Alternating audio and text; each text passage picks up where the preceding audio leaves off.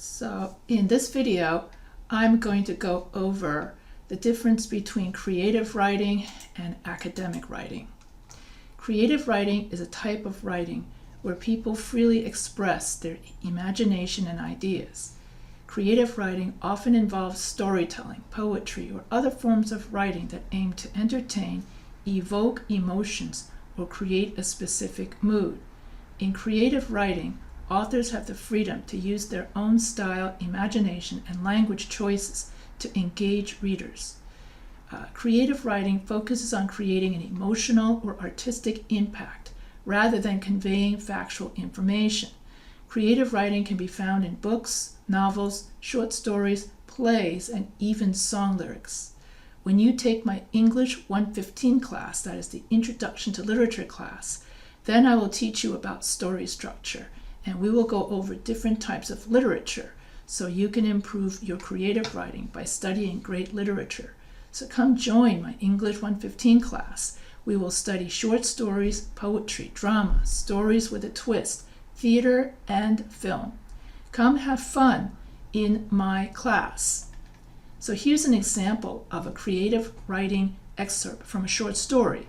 As the sun set behind the mountains, casting a warm glow across the meadow, Sarah felt a tingle of excitement.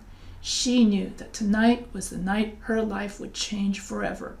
With each step she took toward the old wooden cabin, her heart raced with anticipation. Example of a creative writing poem. In fields of gold, the flowers dance, their petals sway in gentle trance. The wind whispers secrets untold as nature's beauty takes its hold. And so when you write a story in creative writing, you usually have exposition in which you give background information about the characters, like the backstory. Then you have rising action.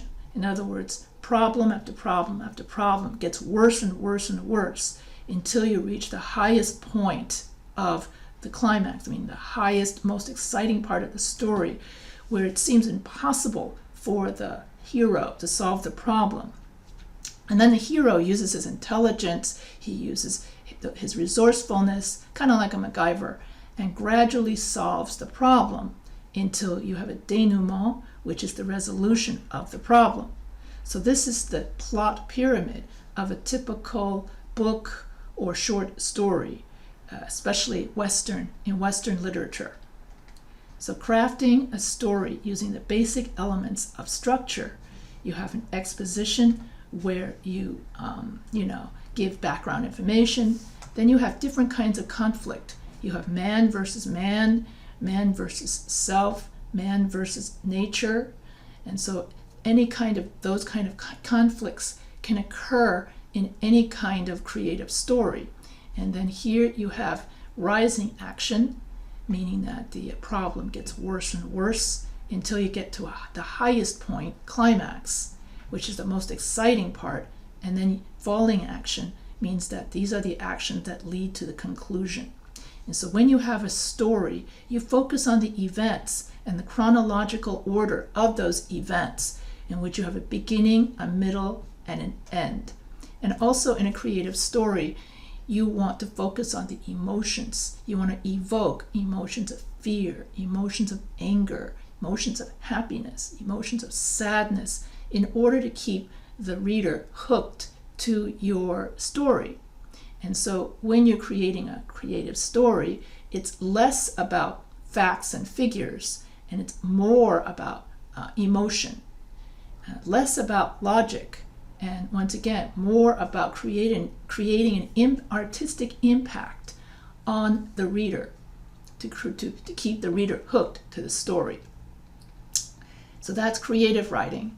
Academic writing, on the other hand, is different from creative writing, because while creative writing focuses on emotion and creating an emotional impact on the reader, academic writing is more about exposition. It's more about appealing to the reader's logic and ethos, And so academic writing is a type of writing used in educational settings like schools or universities to communicate knowledge and ideas in a formal and structured manner. Academic writing purpose is to present information, theories, arguments, and research findings in a clear and logical way. Academic writing often follows specific formatting and citation styles and uses a more formal and objective tone. Academic writing requires research, analysis, critical thinking to support arguments and convey information accurately. Academic writing is commonly seen in essays, research papers, reports, and academic journals. Another thing about creative writing can be about both fiction and nonfiction, whereas academic writing, that is the type of writing used in educational settings, it's always nonfiction. That's the big difference between academic writing and creative writing. And so many schools separate these two kinds of writings. So you have a separate writing class just for creative writing, and then you have another writing class just for academic writing, because these two kinds of writing have different purposes. One, the creative writing purpose mainly is to entertain and to move the reader, and the academic writing, the purpose is mainly to educate, inform the reader. So two different kinds of writing for two different kinds of purposes. So in summary, creative writing allows for more freedom of expression and focuses on artistic or emotional impact, while academic writing is more formal and structured, aiming to convey information and support arguments based on research and analysis. Example of an academic writing paragraph from a research paper. According to a study conducted by Johnson and al. 2019, the results indicated a statistically significant correlation between exercise and improved cardiovascular health. The study analyzed a sample of 500 participants over a period of 6 months, tracking their exercise habits and measuring various cardiovascular markers such as blood pressure, cholesterol levels, and heart rate. The findings revealed a 20% decrease in blood pressure and a 15% reduction in LDL cholesterol among participants who engaged in regular exercise. Example of an academic writing introduction from an essay. So the purpose of this essay is to examine the socioeconomic impacts of climate change in developing countries. Climate change poses significant challenges to these nations, affecting their agricultural productivity, water resources, and overall economic stability.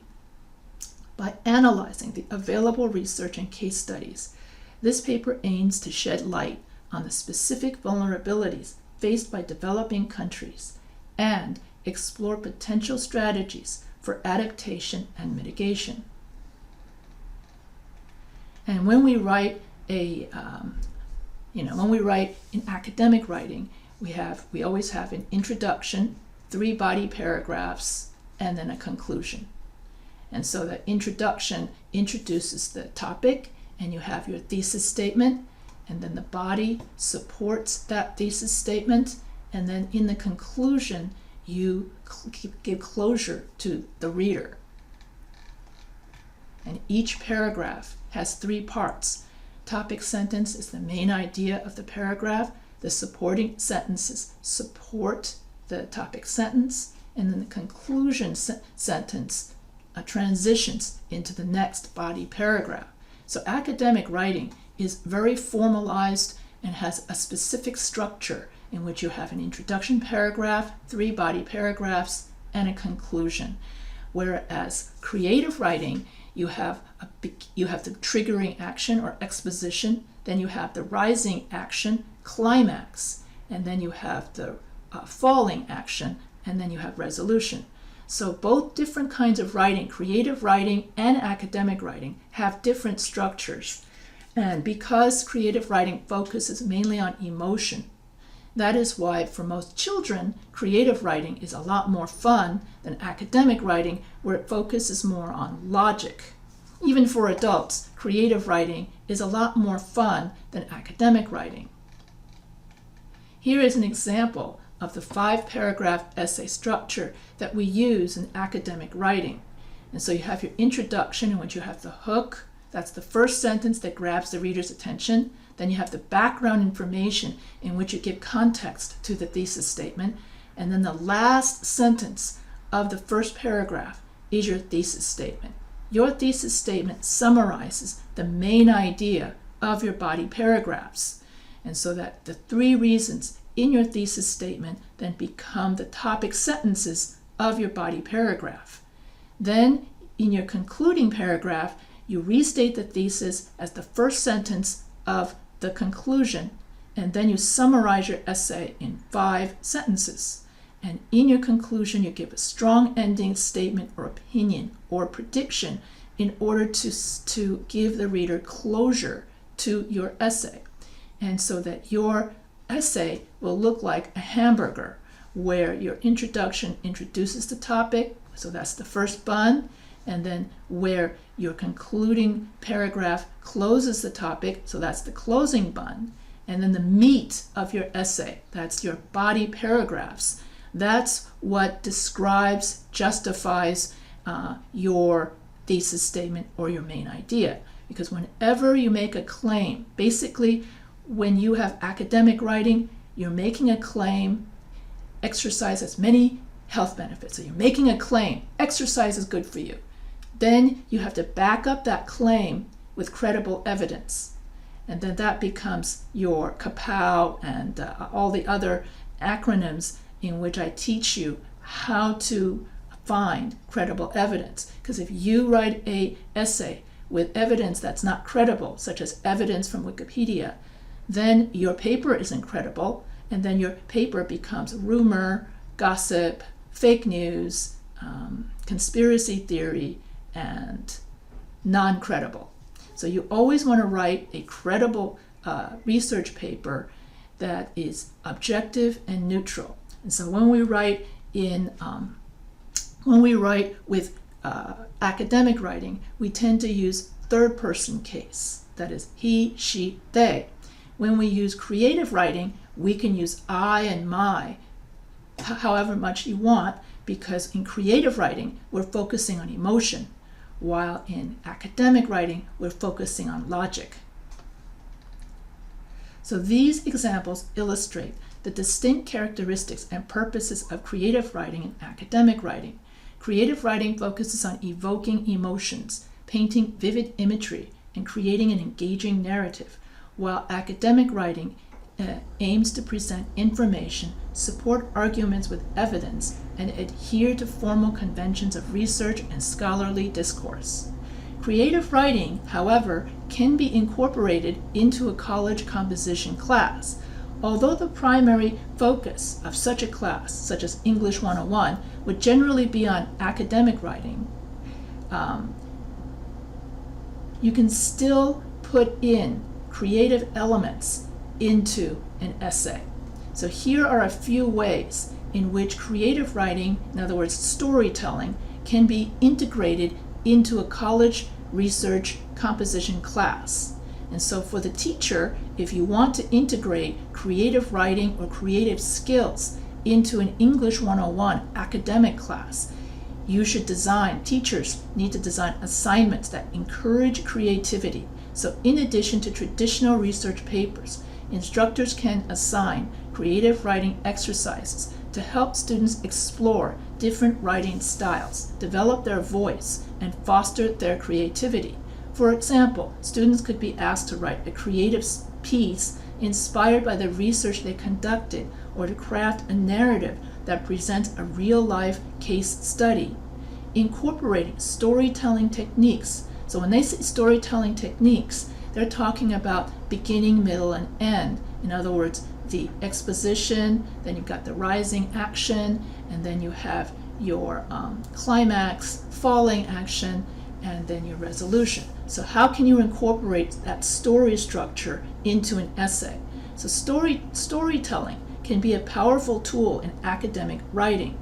Instructors can teach students how to use storytelling techniques, such as incorporating anecdotes or personal narratives, to make their research paper more engaging and relatable to readers. So let's stop right here. How would we put in stories into an essay? So I will go back here. So remember that here you have your academic essay. So if I say exercise increases blood flow, then you could say Donald had high blood pressure, and before he exercised, he was a couch potato. He spent his whole day in front of a computer. Then when Donald started exercising and walking, he noticed increased blood flow, increased energy, and his high blood pressure went low. Then here, exercise increases weight management. Donna was 50 pounds overweight. Her doctor said that she has pre-diabetes, and that if she doesn't lose weight soon, she's going to have a heart attack. So Donna decided to go on this exercise regime where she said to herself that she's going to jog 50 minutes or 30 minutes every day before going to work. And so every day, Donna got up at 5 a.m. in the morning and she went out and exercised. After 6 months, she noticed a difference in her weight, that she lost 20 pounds. And then her doctor announced she's no longer pre-diabetes. So that is an example of an anecdote or a case study in which you can fit in 5-sentence stories. In other words, your stories are only going to be about 5 to 7 sentences long. And then in those 5 to 7 sentences, you tell a story that proves the point. Donald has increased his blood flow. Donna has decreased her weight. And then Ronald improves mental health. In other words, after exercising, before exercising, Ronald had brain fog. He couldn't concentrate on his tasks. And after exercising for 6 months, he noticed he was much more alert at work and could focus better and concentrate better, or something like that. So there you have 3 different anecdotes that I used, case studies taken from research, in which I used anecdotes, storytelling, to improve my academic essay. So you can use anecdotes. And if you want to use personal experience, in other words, narratives based on your life, you can then use this author. In other words, let's say I'm Asian American, right? So this author is Asian American. Professor H decided she's going to go and exercise 5 days every day for an hour. And then Professor H noticed that her blood flow decreased and her high blood pressure decreased after exercising.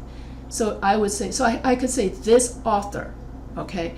Therefore, the reader, instead of saying you should exercise more, you would replace you and your with the reader should then exercise every day to decrease their weight management. So you replace I, my, we, our with this author, or use your name, and then you replace your you and your with the reader. And then in the concluding paragraph, you restate the thesis statement as the first sentence of the last paragraph, and then you summarize. Okay, you summarize the essay in 5 sentences. Okay, and so that is how you would put in, incorporate storytelling techniques into your essay. And so storytelling can be a powerful tool in academic writing. Instructors can teach students how to use storytelling techniques, such as incorporating anecdotes or personal narratives, to make their research paper more engaging and relatable to readers. Exploring creative research methods. Alongside traditional research methods, students can be introduced to creative research approaches, such as conducting interviews, surveys, or observational studies. These methods can add depth and a qualitative aspect to their research projects. In other words, you can interview people, and then when you do the APA, you have to say the name of the person, personal communications, and then the date. So that's what you would put for the in-text citation. So you can quote and interview people, but you have to keep the quotation to one quotation per paragraph of less than 3 lines. That way your whole paper is not one long interview, because your paper has to only be 20% quotations and 80% your original thought. And so you can also add in reflective or narrative components. In other words, anecdotes and stories. And so instructors can include opportunities for students to reflect on their research process or incorporate narrative elements in their papers. This allows students to express their own experiences, insights, and personal connections to the research topic. It's important to note that while creative writing can be integrated into a research composition class, the focus should still remain on developing student academic writing skills and the ability to present information in a scholarly manner. The creative elements should complement and enhance the overall learning objectives of the course. And so here, to write more compelling creative writing stories in support of their thesis within academic essays, students can employ various techniques and incorporate different kinds of anecdotes into their essays. So as I mentioned before, you can have your own personal anecdotes in which you would say, this author thinks, or Professor H thinks. In other words, whatever your name is, thinks. And so you can avoid using I, my, we, and you and your by just replacing I with this author, and then you and your with the reader or the viewer. So students can share their own personal experiences related to the topic they are researching. This adds authenticity and allows readers to connect with the writer on a more personal level. For example, if writing about the impact of technology on society, a student might share a personal story about how a particular technological advancement changed their daily life. Historical anecdotes. Including anecdotes from history can help contextualize the topic and make it more relatable to readers. These anecdotes can illustrate how events or developments in the past align with or provide insights into the present situation. For instance, when writing about social justice movements, students could include anecdotes about key historical figures or significant events that demonstrate the ongoing struggle for equality. Case studies. Using case studies as anecdotes can be highly effective in showcasing real-life examples that support the thesis. Students can analyze specific instances or individuals related to their research topic and present them as engaging narratives. This approach helps readers understand the practical implications of the research.